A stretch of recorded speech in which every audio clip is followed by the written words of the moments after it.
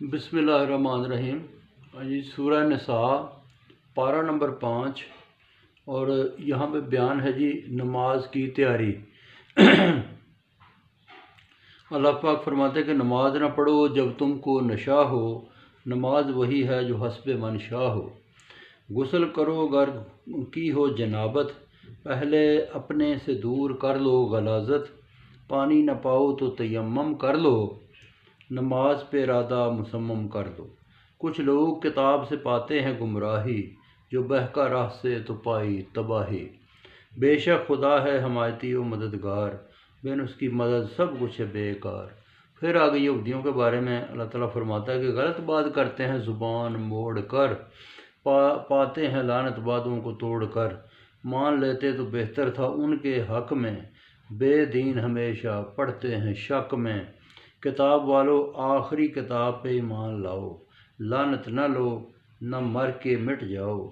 بخشش نہ ہوگی جو ٹھہرایا شریک، شرک کرتا ہے کافر و زندیق۔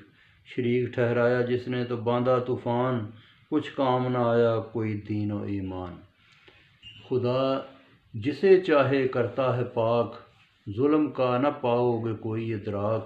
کتاب سن کے بھی نبیوں کو مانتے نہیں، انہیں پیشوا و مددگار جانتے نہیں۔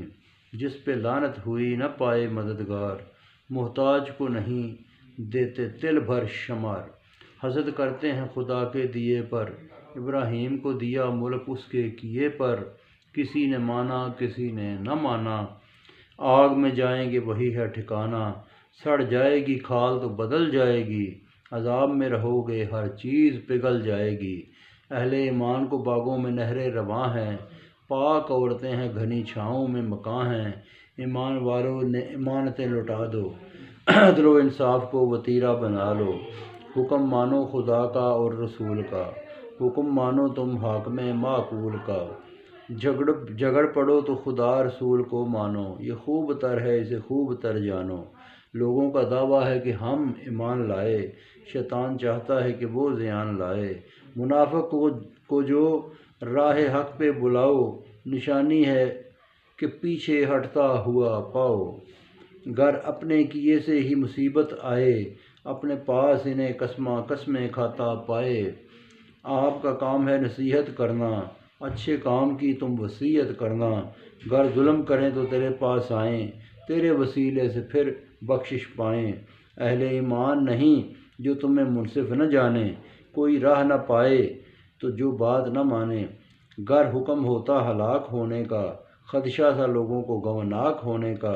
جو بتایا یہی مان لیں تو بہتر، بے حکم آدمی ہر جا ہے بدتر۔ ماننے والے کے ساتھ ہیں نبیین، صدیقین، شہداء اور صالحین۔ اچھا ساتھ ہے فضل خدا کا، خبر ہے خدا کو سب کی وفا کا۔ تو آج کے لیے اتنا جی، باقی پھر سناؤں گا۔